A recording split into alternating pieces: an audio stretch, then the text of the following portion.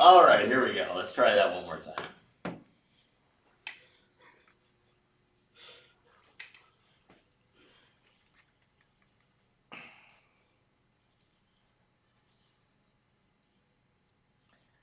Hey guys, welcome to Overcrest. I'm Kris. And I'm Jake. And we've got a fun history episode for you guys today. That's right. What have we got? We're going to be learning about the history of an iconic race, the Paris Dakar Rally. I would love to go see one of these big overarching rallies over thousands of miles. I'd love to see endurance rallies. Just endurance rallies, exactly. Yes. I'd love to see that. But before... You were so off. I know, I'm trying to pick up my show notes here. Hold on. I wasn't ready. All right, let's try this one more time.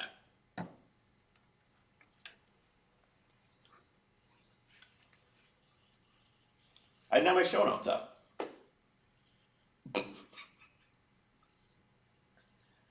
Hey guys, welcome to Overcrest. I'm Kris. And I'm Jake. We've got a fun history episode for you guys today. I'm really excited. It's been a while since we did one of these. It has been a minute. Got? So I am going to tell the tale of an iconic race, the Paris Dakar Rally. I think it's called the Paris Dakar. Paris Dakar. Actually, right, like today, it's just called the Dakar. The Dakar. So we're just going to call it the Dakar Rally. Dakar. Well, yeah, that sounds good to me. Before we get into a little bit about our projects and getting into the Dakar Rally, why don't you tell us a little bit about our sponsor, Worth? That's right. Our latest sponsor is Worth USA. Worth is a family-owned global company that's been in operation since 1945. They offer high-quality, professional-grade shop supplies and tools with industry-leading customer service. They've also just launched their world-class hand tool line to the U.S. market. These are German-made tools with a lifetime warranty.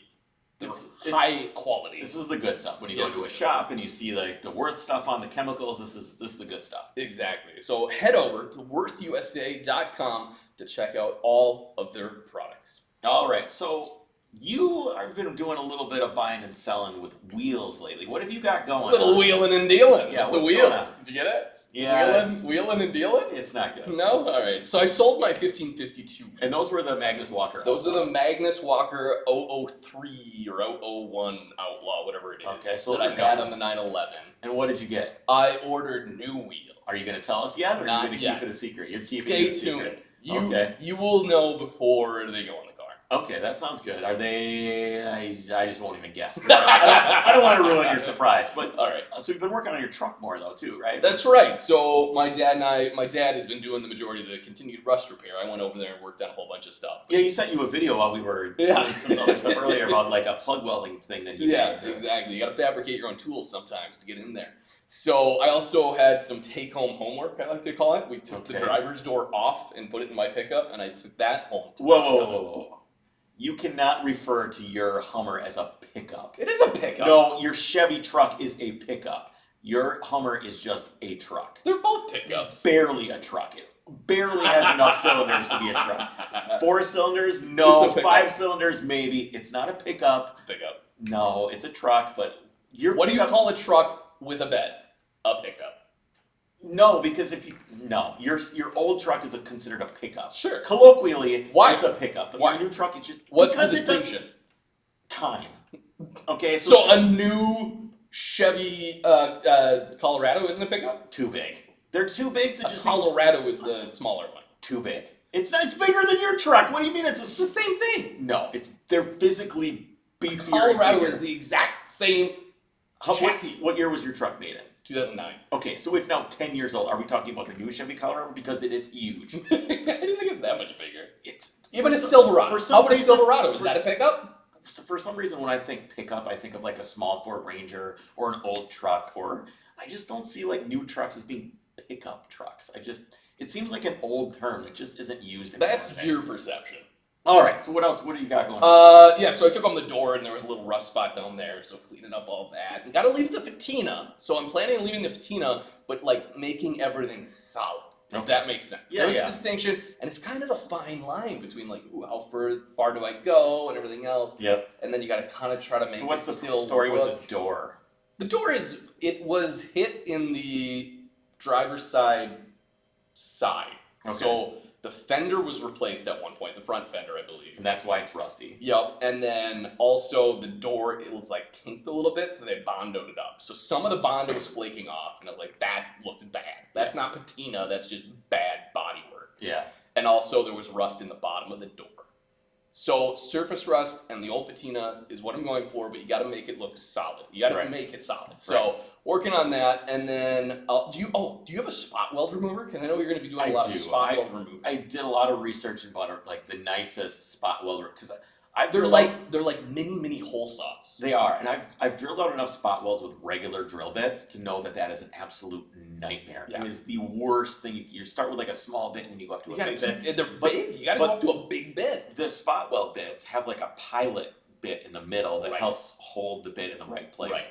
And if you use a little bit of cutting oil, that really helps too. Have you done that yet? No, I haven't used it. My dad had used it and told me, he was like, oh man, I'm glad I ordered these. It takes a little bit longer if you use the cutting oil, but your expensive bits will last a little bit. Yeah, okay. So I was going to tell you if you didn't have those. You did the best.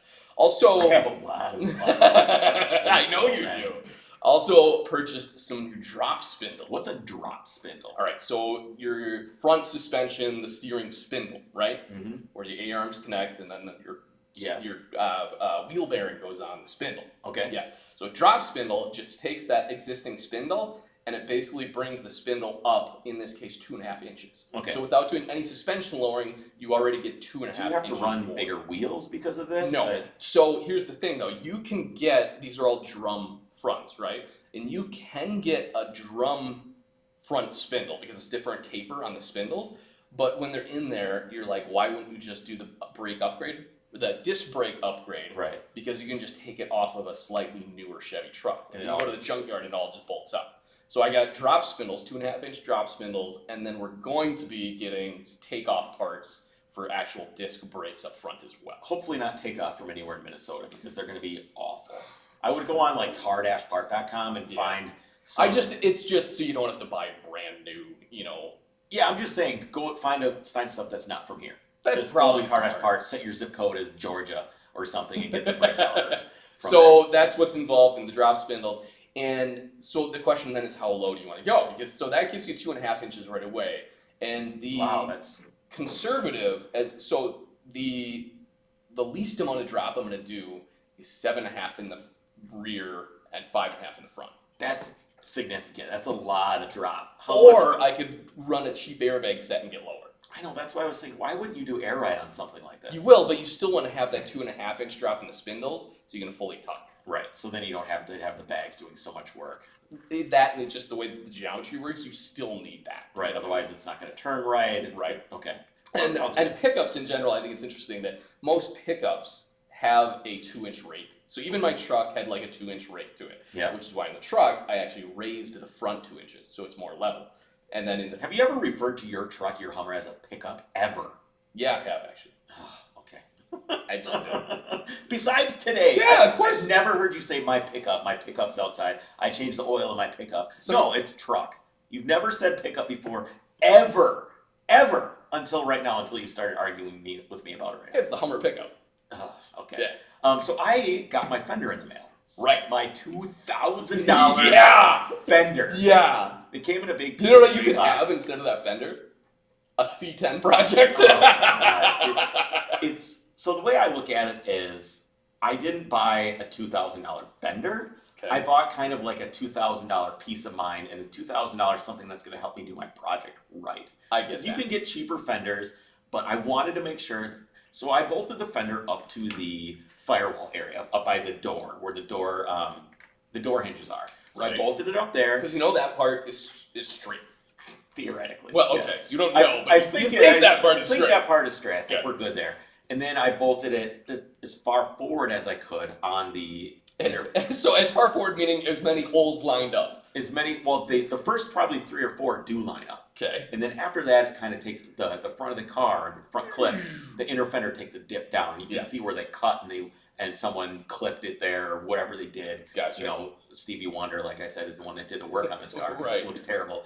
And you can actually see the fender comes out about an inch further in the front, comes out an inch further. Oh, it goes beyond? Goes beyond about an inch. Wow. And it's down, or it's above about an inch. So it's an inch higher and an inch farther further. up. And when you stand there and you look down at the top of the car, you're like, yeah, I can see it. You can see the latch panel is pushed back, and if you look at the bottom side, it's pushed up. Is your hood gonna fit? I suppose the hood wasn't affected. No, the hood will fit fine. I'm probably gonna have to do well. The hood's gonna sit where it's gonna sit, so it sat lower before, Sure. and now it'll sit higher. But if you looked at where my horn grill was before, it was off about a half an inch. I suppose. It was turned sideways, and the Wow. side marker was tweaked, and the whole fender was kind of smushed because it was in about half inch to an inch. So that made the almost look like it had a box flare. Like if you look down the side of the car, I suppose because when you pull that in, the flare goes up more. it popped out. Sure. So I won't have to deal with that anymore. So that'll be gone. But I'm super nervous because I have people that know what they're doing go, oh boy, your car is screwed, or your car is effed, or that's a lot of work. Are you going to be able to do this? And I'm like, oh man, I really hope so. And then I kind of explain my plan, which is to cut the bad part out, which is half of that inner fender all the way around to the other side. Yep. To where the latch panel is on the other inner fender. All of that's going to be gone, plus the front pan is going to be gone. You will not have a front of your car. I will not have a front of my car at all. But I do have the jig, which will allow me to put the front pan in the right place. So you do the pan. The pan will be in the right place. And then you'll do the inner fender based on the outer fender. I'll do based on the outer fender and the pan. So I've got two sort of reference points. That makes sense. And my thought is it cannot be worse than it is. Whatever I do, my car. it can't be worse than it already is. So that's what I've got to look forward to there. I like it. That makes sense. We have to take a moment before we move on to our history story and talk about Petrolbox. Petrolbox is a monthly subscription service specifically for the automotive enthusiast. Each month, they carefully select items including tools, detailing supplies, apparel, garage gear, stickers, publications, you name it. They put it together and they send it right to your doorstep. There are actually two different levels of subscription to choose from. The Petrolbox Basic costs less than $20 a month, while the Petrolbox Premium gets you more of the gear for $39.95 a month. Check them out at mypetrolbox.com. That's mypetrolbox.com. And use the code OVERCREST if you like at checkout to get $6 off your first month. We should see if we can put some stuff in that box. Yeah, we're going to be contributing some stuff, so maybe if you subscribe to Petrolbox, you'll get some Overcrest gear as well. Yeah, or you can sign up for our Patreon and also get some Overcrest gear as well. Either Okay, way. so story time. Story time. So my knowledge of the Dakar Rally is very limited. Mine was too. I see pictures. I think maybe I know, but something tells me there's a lot more to it. If you took the time to put together an episode based around this, I'm going to guess There's a lot backstory. more. All right, let's hear it. All right, so Chris, before we dig into it, we have to mention that there seems to be a phenomenon happening in the Porsche world. And we've mentioned this before, and has even been spilling out in other automotive circles. I'm referring, of course, to safari cars. That's right. And they're becoming pretty trendy. Right. It's something a that's trend. It's definitely a trend. Now I feel like I could almost take my car anywhere that I would want to take it and not have to make it a safari car. I see what you mean. But if you're going to be going on like a Dakar or something like that, my car would not make it like 10 feet. Right. So you actually first saw this with Lee Keen's Safari 911s. Right. And I've driven them. They're great. They're a lot of fun. So they're basically lifted sports cars with big tires, huge suspension, inspired by rally cars of the era. More specifically, they're a throwback to the cars that participated in the Safari Rally, hence the name. So the Safari Rally is a rally race held in Kenya. It was first held in 1953 as the East African Coronation Safari, as a celebration of the coronation of Queen Elizabeth II. Please, all of my people, come to me and celebrate me in Kenya. So, this is so awesome. No, colonialism is so weird. Well, think about it, Chris. Can you imagine at the next presidential inauguration, November, whoever's elected, we won't get into politics, but there's a huge rally race to celebrate it. Yeah, I could just imagine Bernie Sanders going to Utah and being like, all right, guys, let's bring out some combustion cars and drag them around in the dirt. Yes. It would be awesome. It would be That'd be so rad. Well, in 1960, the race was renamed the East African Safari Rally and kept that name until 1974 when it became simply the Safari Rally. So the Safari Rally was notorious for being by far the most difficult rally in the World Rally Championship Series. So hold on a second. When I think of the word safari, I always think of some rich white dude being like Going driven on around safari, in their Land hunting. Cruiser and hunting or Yeah. looking at elephants and stuff like that. So I wonder why they decided to name it safari. Because if you're driving a safari car at 100 miles an hour through the sand, you're probably not taking the time to look at elephants and giraffes. Maybe. I bet you'd see some wildlife. I'm sure you It's probably just a really quick safari. It's a very fast safari. Yeah, I would like to do that. All right, so it was very difficult in the World Rally Championship Series. In fact, it was said that winning this race was the equivalent of winning 3 other rallies. The harsh conditions, such as constantly changing weather and trails filled with sharp rocks, made life very, very difficult for the teams and personnel. In your research, I mean, we did a little brief history of Le Mans too. What do you think in your research, what you found that you think is the more difficult of the two? It's very different racing, obviously. Stop dodging my question. Which one do you think is the more difficult on the... I mean, it's probably different. There's different types of difficult for the driver has different difficulties, the team has different responsibilities. Let me tell you this. Which is harder to win? Let me say that. Let me tell you this first. Repairs were constantly having to be made to the cars, which were basically an added element of the race. That's why cars were always equipped with the multiple spares and huge jacks. There weren't any pit stops in a Safari. Where compared to Le Mans, if you have something go wrong, hopefully you can limp the car into the pits and you have a team there and you can swap out drivers. Right. And it's these long overland safari races are still endurance races. I mean, they had tools with them because they had to... They had to be their own mechanic. Yeah, they had to do the basic repairs on their own. Right. So in that mind, this is harder. Sure. Drivers would frequently need to make repairs in the middle of the race in intense heat and humidity. Because guess what? These are held in Africa. Yeah, it's Kenya. It's a little warm. Drivers would frequently need to make repairs, as I just said. I just reread that. Okay. Fun fact, the Safari Rally is set to make a return to the World Rally Championship in 2020 after a 17-year hiatus. We're going to have to get somebody on to tell us about that. That will be kind of cool. But let's not get ahead of ourselves, Chris. The Safari Rally was truly a spectacle in the 1960s.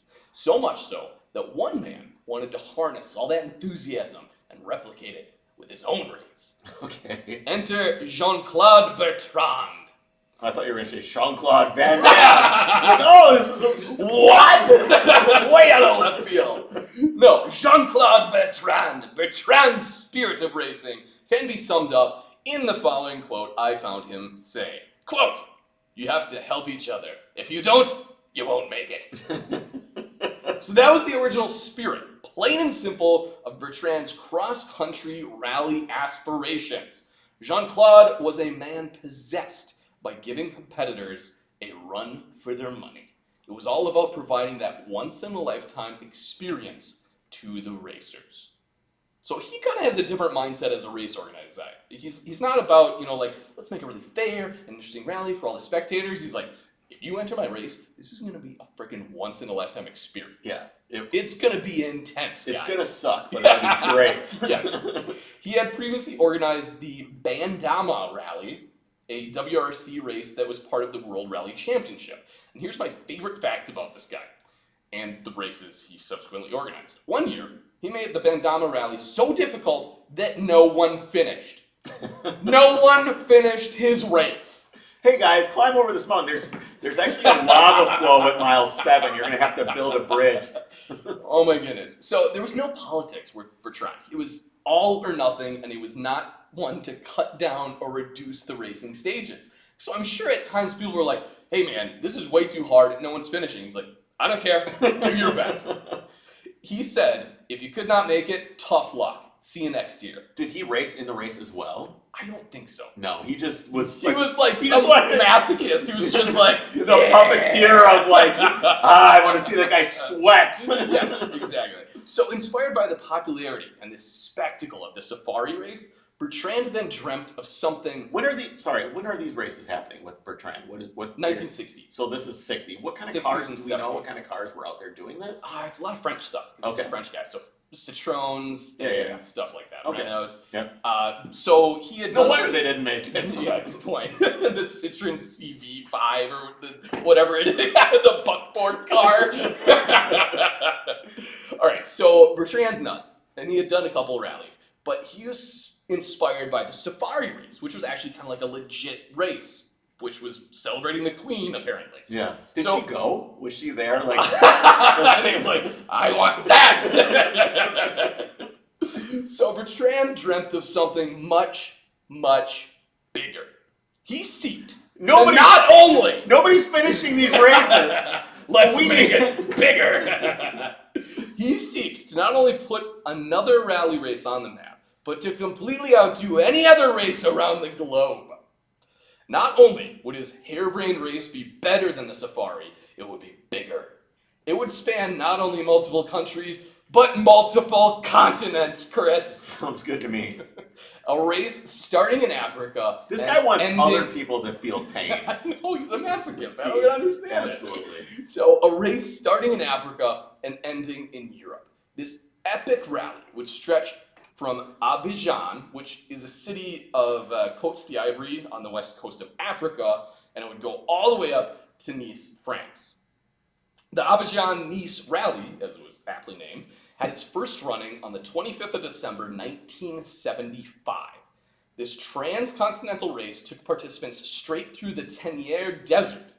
Now, I had to look this up. The Tenière Desert is actually part of the Sahara Desert, and it occupies 150,000 square miles. Wow, okay. It's massive.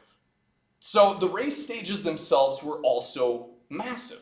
One stage, from Abidjan to Niamey, totaled nearly 1,100 miles. Okay, so when we think of regular rally stages, You're like, it'll take like 3 minutes through the forest, right? Yeah, well, it's usually longer than that, but it's like 7 to 10 miles or something like that, or that would be a long stage. That would be a long stage, you're right.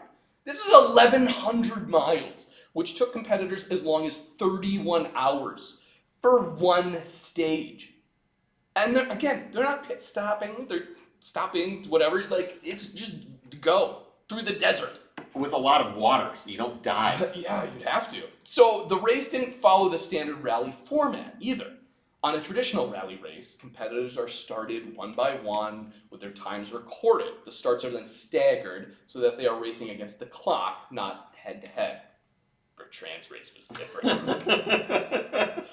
The stages had mass starts where racers started out on the line in the middle of the desert, side by side. Do we know what Bertrand did for a living? Do we know this, what he did? Like, was he just like a philanthropist, or? He was a crazy guy. I don't know. No, I don't know. He's a madman. This guy lived in a castle. Probably got messed up in the head in World War II, is my guess. There's probably something bad happened in World War II. What kind of car do you think he drove? I bet he drove a Bugatti.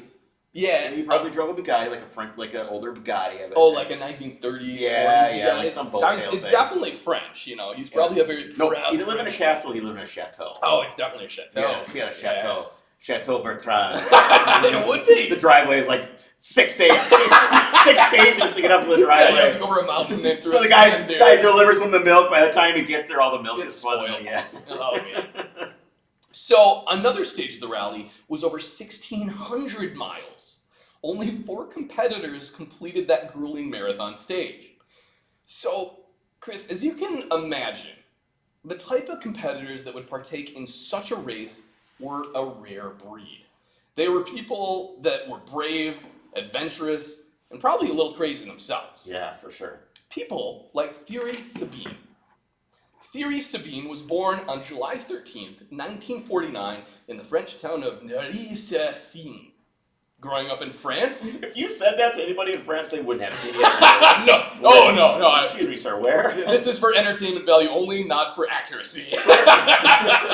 That should be the disclaimer at the beginning of every one of my stories. You know what's funny is that if we were in France and like an emergency happened, no one would ever be able to get there. You'd be like, oh, it's here. Sorry, sir, where? Someone was murdered where? Someone's bleeding out where?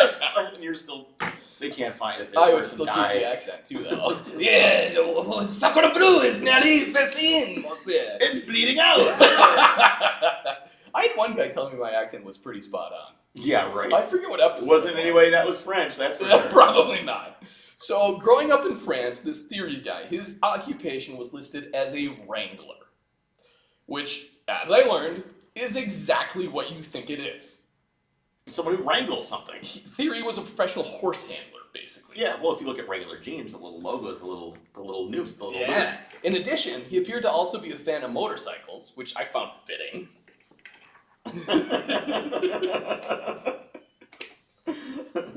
Yeah. Oh, yeah, there you go. That's good.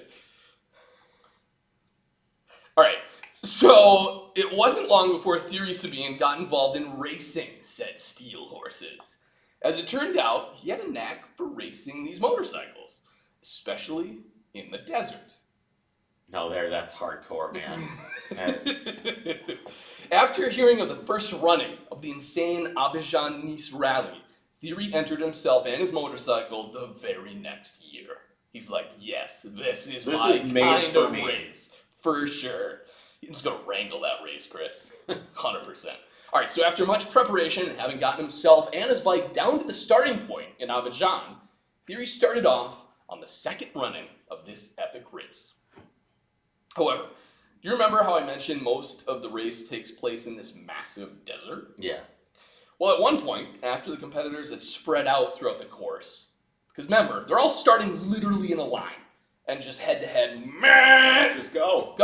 But when each course or each stage is like 1,100 miles, you tend to get spread out. Yeah, I mean, is it point A to point B? Was there no directions? Was there wasn't like a flag stuck in the ground? There's no flag man. No, Okay. no. So you kind of just like, well, I know I need to go like northwest until I hit at something. See, I really like that because if that was me, I would like to plan that with my route plan where I was going to go. I would get out a map. I'd be like a topographical map. Oh, this looks like this is pretty good. I'd get out Google Satellite View, which you're not doing in 1974. No, certainly not. I would be all over planning a route through. That would be fun. I don't know if you got to know the route ahead of time though. You know what I mean? Man. You may not have known the route. That's hardcore. All right, so after the race starts, it's over a long time, and at one point, all the competitors had spread out throughout the course, which is basically a massive desert. Right. And Thierry broke down. Even more bad news arose when he realized he had lost his compass. Somewhere in the earlier stage. Like, you're not going to go back in the desert and find your compass.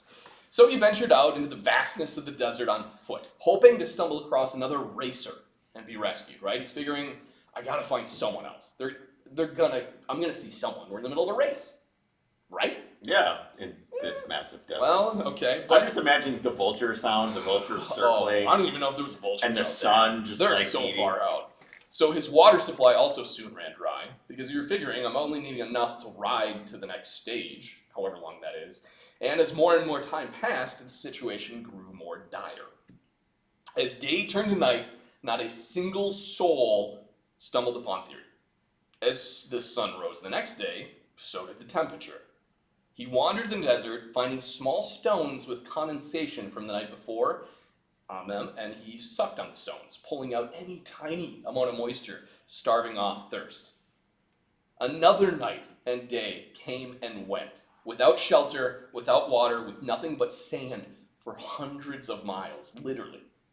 As Thierry was nearing death, he heard a faint sound in the distance. Whoa, whoa, whoa, whoa, whoa. As it grew louder, he saw the helicopter crest over a massive sand dune. After 3 days and 3 nights in the desert, Thierry was rescued when the race organizer, Jean-Michel Seen, who had set out by helicopter to find him. Now, Kris, imagine going through such a harrowing experience. Imagine being thousands of miles from home, alone, dying of thirst in the middle of the desert. Under the baking sun, you're probably sunburned, Your lips are cracked. I can't imagine it. You might feel regret. I would probably curse my own naivety for starting out in such a dangerous race, right? You'd be like, what was I thinking? You might feel helpless. You might feel anger towards the desert. Like, this is terrible, and never want to come back. Or, you might be Thierry and feel super excited Thierry Sabine wanted to share the immensity of that desert. He thought his experience in there changed him, and this desert was so beautiful and inspiring that he wanted to share when all this. the water shrinks out of your brain and you start to hallucinate, I'm sure there's all kinds of things that seem beautiful at that time. Thierry Sabine wanted to share the immensity of that desert with as many other riders as he could. Rather than simply returning to the Abidjan-Nice rally or maybe helping to promote it, no. He wanted to improve it. He wanted to make it bigger, better, and more challenging. It was more lethal.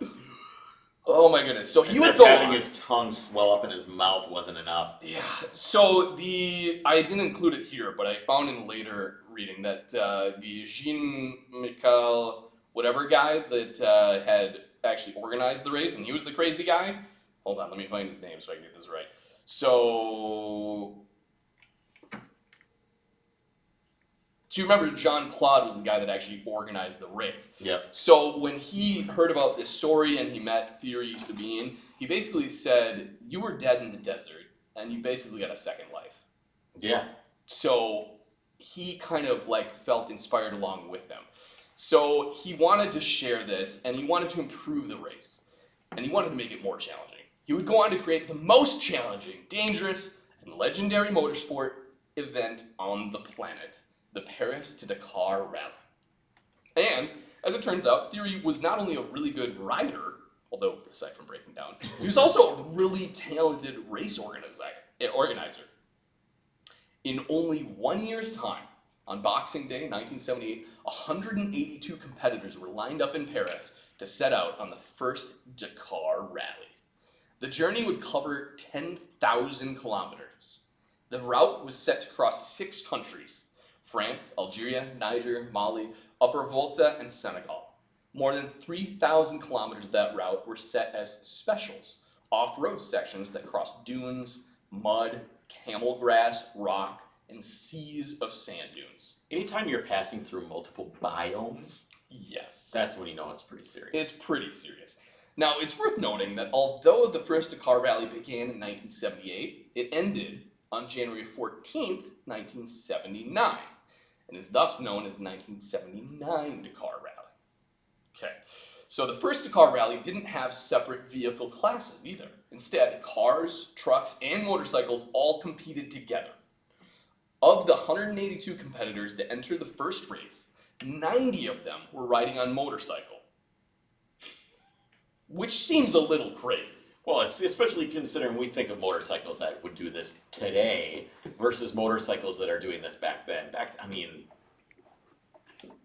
we're not talking high tech here. No. So, in case you are interested, the most popular bike was, by far, the Yamaha 500 XT. And in fact, including the 38 Yamaha 500 XTs in the race, was the French Yamaha factory team. Yamaha wasn't the only manufacturer to recognize the supposed promotional potential of this crazy new race. Honda wanted to showcase its new trail bike and offered entrants of the first Dakar Rally a discount if they purchased the Honda XL250S and rode it. They didn't just give them one. They still made them buy it at a discount. Correct. Hey, you want to go risk your life and possibly die in the desert? We'll give you a discount. We'll give you a discount. Here's a punch card. Right, so that part's kind of crappy, but the deal also included complimentary factory support. There you go. That's key. That's the key. Hold on, this is what you get. You get a DC-3 airplane, an 8-man support team that included 4 engineers and 2 Unimogs to carry tents and gear. But you still need to buy the bike. I know. It's like a litmus test. I don't understand it. We just want to make sure you're serious. Are you serious? All right, now you get the jet and everything else. All right, so 29 Honda XLS motorcycles participated in the 1979 Dakar Rally, and 15 actually crossed the finish line in Senegal. So, pretty good. Even before the first running of the Dakar, however, criticism over the amount of money being spent by factory teams began. It seemed not everyone was impressed with Honda's heavy support team of aircraft, engineers, and Unimogs, or with Yamaha's Piper Aztec flying support, Unimog, and Range Rovers. So even that Yamaha French team were like, all right, we're going to have a support plane, Yep. We're going to have several Unimogs, several Range Rovers with the carry parts and everything else. And at least one journalist noted that, quote, what was to be a human adventure to turn to... I need to take a break. I'm talking fast, too. That's okay. Okay. That's all right. You take your time. You take care of you. Okay. At least one journalist noted that, quote, what was to be a human adventure turned into a race where money and showing off are... I'll get you some water quick. This clears the throat better. Actually, I think I'm out. Buster took it all. No, we got no water. How about a soda? I'm good. All right. I just need to take a sip of something. This is how the sausage is made. Breaking the fourth wall. All right, go ahead. At least one journalist noted that, quote, what was to be a human adventure turned into a race where money and showing off are highlighted. On Boxing Day, 1978. What is Boxing Day, Chris? Is that the 26th? I keep hearing about Boxing Day. I've heard of it, but I don't know what it is. I think it's the 26th. The day after Christmas is Boxing Day. Okay. Something like that. Anyways, on Boxing Day, 1978, at 9:15 a.m., Paris Deputy Mayor Monsieur Diaz. Boxing Day was a traditional day off for servants and the day when they received a Christmas box from their master. So it's the day after Christmas and they get a gift from the their master. 26th. Because they have to work on Christmas, so they give them the day off. Well, of course. How else are you going to make that big Christmas ham? Yeah, exactly. All right. All right, so on Boxing Day, which we now know is the 26th of December, 1978, at 9:15 a.m., Paris Deputy Mayor Monsieur Diaz raised the flag on the first Dakar Rally. So what's different about this one versus the other crazy race? The other crazy race went from Africa up to Paris. This one, he's like, all right, well, let's start in Paris and then go down Sure. to Dakar. Why not make it get harder instead of easier? Yeah. So 172 vehicles tore out of the Palace de Trocadero. See, I didn't have my accent, so it didn't work. Dial it in. They tore out of the Palace de Trocadero. It's getting more of that. Palace de Trocadero. Now, if you look at a map, you might notice that there's a big body of water between France and Africa, known as the Mediterranean. Yes, I'm aware of the Mediterranean Sea. Right. So when the, quote, race started, my understanding is that the competitors merely traveled down to the first actual competitive stage, located at a military base near the city of Orleans. So they didn't drive from Paris to...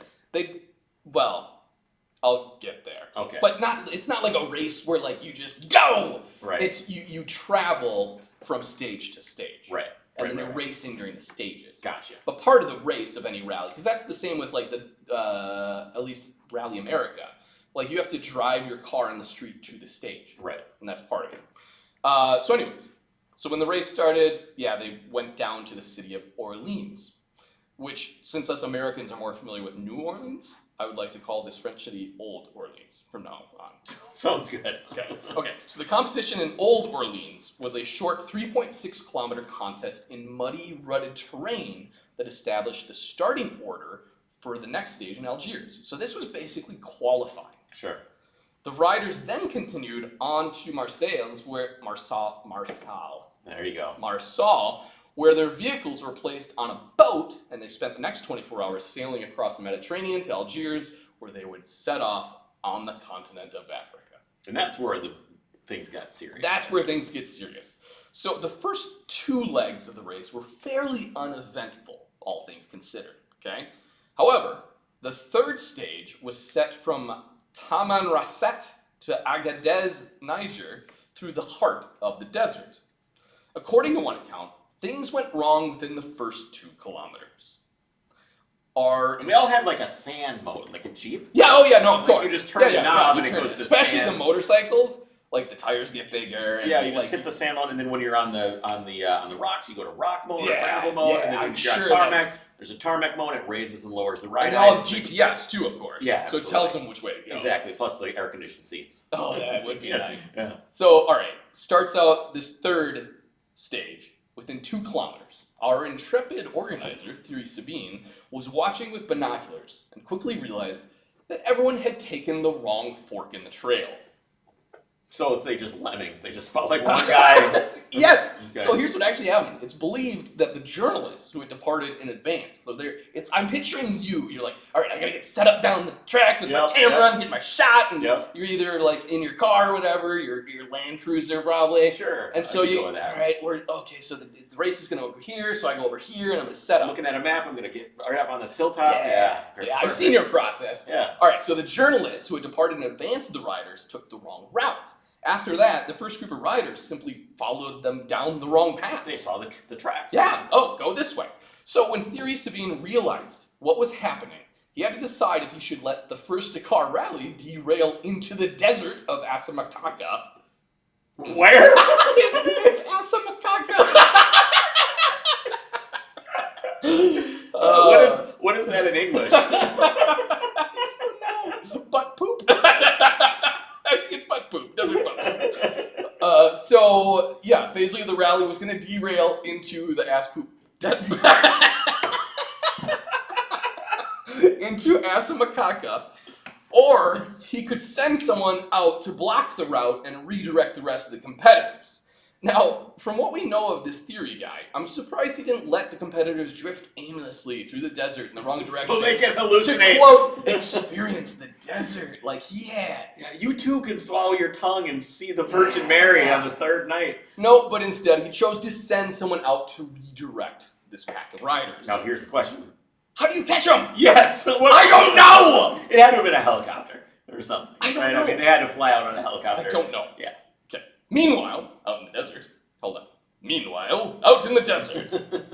Rudy Potesk was an experienced cross-country and rough terrain rider who had taken a strong lead. Christian Rayer remembers whizzing past the camera crews at the edge of the track as he lay semi-recumbent against his bike. As the hours passed, he remembers thinking that if he was able to catch up to Rudy, he knew he'd be up there with the top competitors. This Rudy guy's good, right? However, as more and more miles flew by, Rayer began to become concerned that he was running low on fuel. To make matters worse, the refilling depot and support trucks were nowhere to be seen. They didn't realize they were on the wrong route. Right. Oh, I suppose there's no support because all the other trucks are just went that way! They're lumbering along. So then he spotted a dust cloud from another motorcycle. He suspected he was finally catching up to Potesk. But wait, the bike was coming at him. Potesk was heading back towards him. By the time the two riders intersected, their machines were both sputtering on fumes. Soon, they were joined by their team captain, Jean-Claude Oliver, and other riders they began to drift in. Before long, there were 8 or 9 of the top riders, standing around trying to figure out what had happened. They're like, we're all basically out of fuel, and we don't see anything. Like, where are we? What's going on? They took out their maps and estimated they might have run too far southwest in the direction of Agadez. The group managed to make their way to an armed encampment in the desert. Here's what I don't understand. You're in the middle of the desert. Where's a better place to hide guns, I guess? An armed encampment, you see? To their surprise, the group had stumbled upon a group of Japanese golfers. You can't make up this story, Chris. I don't know. It was an armed encampment with Japanese golfers? Yes, that's all I got out of this. I don't know. That is a shady business deal. There was only one account of this. I found one story. I thought you were going to say there's only one accountant at the... And they only had one accountant. Can you imagine? Well, How do you golf with only one accountant? You got to keep the secrets of the arms deal. Okay, so... It was the Yakuza for sure. I don't know. All right, so when the Japanese refused to provide any fuel, the team captain, JC... Why? I don't know. They're golfing. I don't know. What does the green look like? I don't know if this is... Where's the water I coming don't from? understand any of it, Chris. I don't know if they actually just made all this Is up. it just a giant bunker? I am thinking they all had, like, a simultaneous, like, weird, like, mirage situation. You know, they're all hallucinating from dehydration. And but regardless... There is an armed encampment with Japanese men golfing who don't want to give up their fuel, mind you. Okay. So when the Japanese refused to provide any fuel, the team captain, J.C. Oliver, got angry. Using the best English he can muster, because keep in mind they're French, and being as polite as possible, because he's French, he explained that he and his companions were representing an honorable and important Japanese company, because they're the Yamaha riders. Yeah, there you go. Oliver explained to the Japanese golfers that, quote, the land of... Are you going to be able to make it through this or what? Quote, the land of the rising sun's reputation would be tainted if the world learned that several honorable Japanese countrymen refused assistance in the open African desert in the middle of an internationally recognized competition. It's true. Rayer recounts that the Japanese were silent for a few moments and began muttering in Japanese. A few minutes later, all of the riders were fueled up and had even managed to procure a local guide on camelback to direct them back to our lit. So we'll just go in first gear all the way back behind this camel. And that's how they arrived in our lit. In a convoy of riders, following a camel, 5 hours behind schedule. Ooh. But hey, they got a story to tell. In addition, they learned that they would each be given a 7-hour penalty for venturing off course. Rayner later expressed his thoughts on the turn of events. Quote, it was a sporting scandal, but theory refused to compromise and no one else was willing to take to our defense. Thus, this is how we lose the Dakar on the field, even when you are amongst the best. You kind of feel for him a little bit, You right? do. You know, it's just such a weird story. I don't understand it. If only they would have ran into someone that would just give them the gas, that probably would have solved the entire problem. Well, it's a good thing they found the Japanese armed golfers in the first place. All right, that was the third stage of the rally. Okay. The beginning of the fourth stage marked the first fatal accident of the Dakar Rally. In the first annual Dakar Rally. Okay. Yes. A young French expat named Patrice Dodin was approaching the start of the stage with his helmet unbuckled. The race hadn't started, Chris. He was just riding up to the starting line. He tried to fasten it while riding, but lost control of his bike. His helmet rolled off, and he struck his head on a rock. Oh, no. He was immediately attended by medical staff and airlifted to Paris, but died a few days later in hospital. That's tragic. to go out there and be on the third stage and just fall off your bike and hit your head on a rock. Oh, man. Yeah. What a way to go. In addition, the terrain of the fourth stage was more difficult than expected. The route had been established a year earlier, but had since deteriorated considerably. Deep ruts made it difficult for the vehicles, while heavy vegetation alongside the route made passing dangerous. It was during just such a maneuver that the legendary Jean-Claude Oliver of the Yamaha team, I think he was also the one that was talking angrily to the Japanese guys. So he fractured his wrist after tangling up with a Range Rover, which tangling up with a Range Rover doesn't sound like a good activity. How do you run into a Range Rover in the middle of nowhere? Tangle up with a Range Rover. I'm just thinking you've got a lot of space. Well, I mean, they did say that there was heavy vegetation alongside the route. Oh, okay. So I think we're outside of the desert. desert. Okay. Yeah, it would have been hard to get tangled with a Range Rover. So he was just trying to pass the... He was trying to pass the Range Rover and got tangled up. Oliver rode on to win the stage, but had to withdraw from the race because of the injury. Which sucks. You get tangled up, you're injured, you win that stage, and you're like, yeah, I gotta bail. Yeah, that sucks. The Yamaha team suffered a second loss when Rudy Patesk fell in a rocky area and fractured his leg. Also not fun. That's one way to put it. It's not fun. The fourth and fifth stages the fifth and sixth stages rather didn't have any stories associated with them. The seventh stage, however, from Bamako to Nioro was said to be filled with holes, quote, as big as bathtubs, and the soft sand that made it difficult for the 4x4s to manage and all but impossible for two-wheel drivers. And if it was difficult for the cars and trucks, it was completely unfeasible for the motorcycles. Only one rider completed the stage on time, Philippe Vassard on a Honda XL250S. Probably because he had all that factory support. Yeah, He absolutely. just had a Unimog riding in front of him. And regardless, the organizer theory made another controversial move and altered the rules by extending the stage. This was to avoid having only a single competitor finish the rest of the race. One guy made it. You can't say like, oh, I guess he's the only one that goes on. Yeah, that's no good.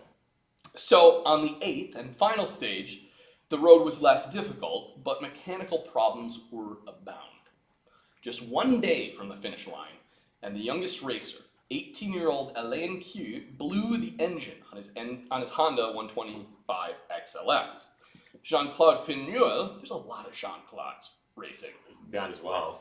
Jean-Claude Fenouil had the same problem, throwing a rod on his BMW 800 GS.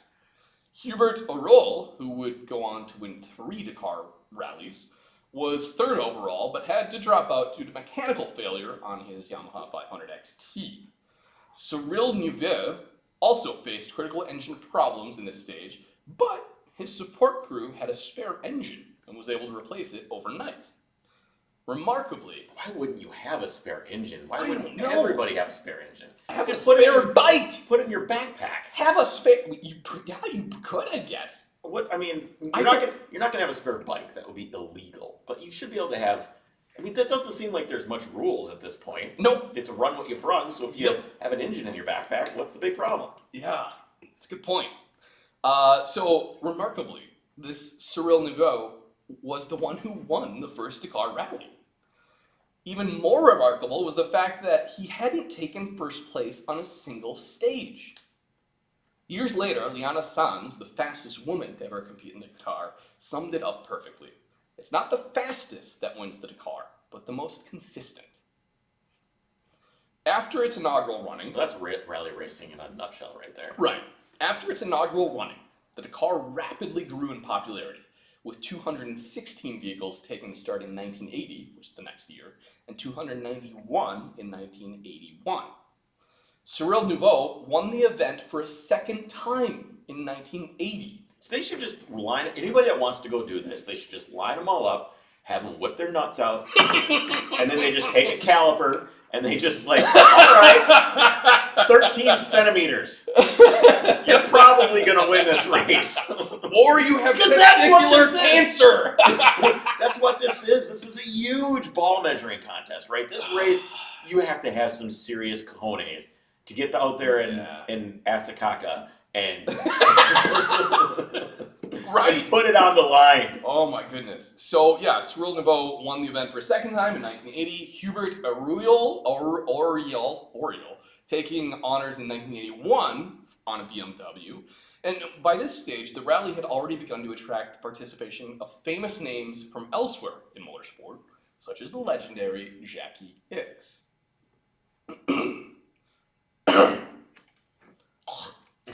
You doing all right?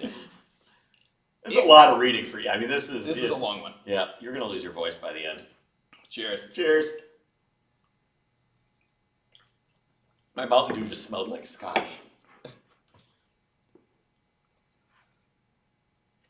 Hicks won the car class in 1983, and having a close working relationship with Porsche Motorsport, convinced Porsche to enter the Dakar the following year in 1984. Now, that has nothing to do with the story, but I just found that interesting, because you know Porsche has been in the Dakar Rally. Yeah. It was basically Hicks who said, guys, you should get in on this. Well, the car is honestly perfect for it. It is. Oil cooled. You know, there's very little systems running the car. Right. It's simple. yeah. Fast forward to 2001, which was the last time that the rally used the familiar Paris Dakar route. Instead, starting in Algiers in 2002. The 2006 event actually started in Lisbon, Spain. Then, in the first time since its inception, the 2008 Dakar Rally was canceled altogether due to security concerns after Al-Qaeda's direct threats against the event. This is, after all, going through the Middle East. Yeah, I suppose. Osama bin Laden literally said, I will kill anyone who runs the race. Oh, Or that's less. nice. Yeah, So- what a guy. Yeah. What a guy. So I don't know much about his son, but Omar Osama bin Laden, the son of Osama bin Laden, attracted news coverage in 2008 by promoting himself as an ambassador of peace and proposed a 3,000-mile horse race across North Africa as a replacement to the Dakar Rally, with sponsors' money. Well, hold on. With sponsors' money going to support child victims of war, saying, "quote I heard the rally was stopped because of Al Qaeda. I don't think they're going to stop me." Well, I don't know anything think about they're them. just jealous I that just they thought don't that have was cars. So if you're gonna bring those contraptions through here we're gonna blow them up. In fact, we've got a bunch of bombs that do just that. And then they just ride horses instead. That's not a good I don't replacement. know. I think the Sun was trying to be Just trying to do something, right? Okay. So I again don't know anything about him. I didn't look him up. I don't know if he's a good guy or a bad guy. Interesting though.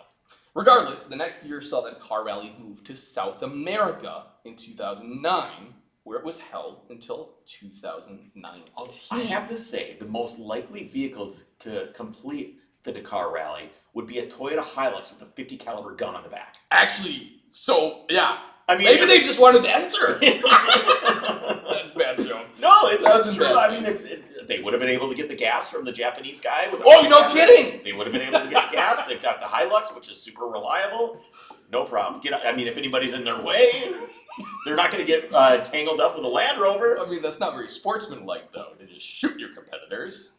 That's just kind of their style. Their MO, I guess. Yeah. All right, so the Dakar Rally moved to South America in 2009, where it stayed until 2019. And, as it turns out, we are right now in the midst of the 2020 Dakar Rally. Right now, it's going on. They're on right like now. stage 4 right now. Wow, okay. Which, can I watch it? Can we turn it on right yeah, now? Yeah, you can. Oh. It's online. All right, we're going to have to do that. Yeah. The podcast is over. So, the 2020 Dakar Rally is the 42nd How run do I of the not event. know about this? I didn't know it either. I was like, wait, where's 2020? I was like, oh gosh, it's already going. It seems like something I would want to. I mean, it's got to be tough because how do you cover that event? It's not just going in a circle within eyesight of you Right. for 4 hours. Yeah, no, you have to move a lot. You have to move a lot. But that's, I mean, they used to do televised broadcasts of the old offshore racing stuff. Exactly. Just from a helicopter the whole Yeah. time. Which is how they have to cover I this would watch anyways. it. I would too, so we'll have to look that up. So this is the 42nd running of the event, and after 11 years in South America, the event was moved to Saudi Arabia. So organizers admitted that there was a hesitation before the decision to hold the event in a country which had been under fire for human rights abuses and its recent involvement in the war in Yemen, so there's some politics there. But the contract to host the event in Saudi Arabia has been signed for the next 5 years, although it's rumored that it might actually be for the next 10. The total rally distance is just shy of 4,900 miles. So not as long. No, but still pretty serious. Right. So although it's cool to see the rally still underway, If you told me, hey, we're going to go do a rally, they've got these 400 miles across the Nevada desert, I would go, wow, that's really incredible. So you're saying 4,900 miles. right, you're right, it's all relative. It's still... Yeah, a good point. Good It's point. very This is a serious. big deal. Yeah. So although it's cool to see that this rally is still underway, I find it oddly unsettling that the race hasn't even been to Dakar in over 11 years. 12 years, I think. Sure. You know, it's just, I mean, it's interesting they still call it the Dakar. Well, that's branding. That is branding. So I can't help but wonder what the man who founded it might have thought. Unfortunately, we can't ask him.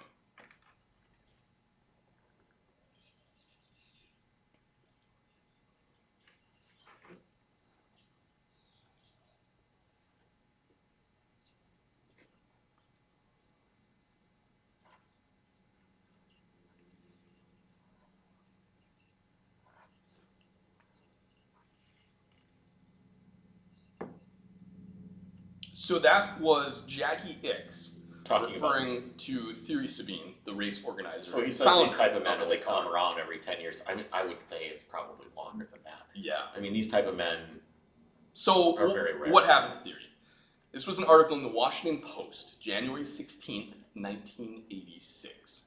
Theory Sabine died as he lived, chasing adventure in the Sahara Desert beneath the glare of the mass media. A controversial Frenchman who inspired and organized the annual 22-day, 8,700-mile Dakar Paris Rally, one of the world's toughest automobile races. Sabine was killed last night when his helicopter crashed into the sand dunes near the famed West African caravan town of Timbuktu in Mali.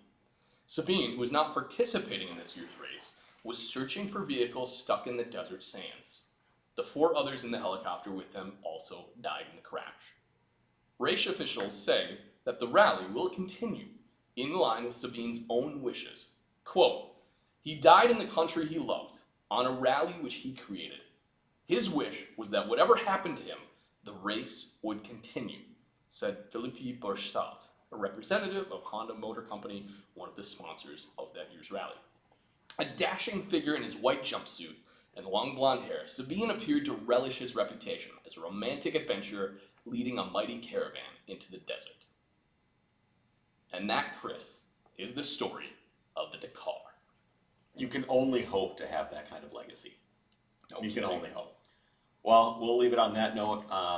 That was great. Thank you. It sounds like something we need to go find on the TV immediately. Right. So we're going to end the podcast now and go see what we can find out about the rally that's going on right now. Take care, guys. We will see you next week.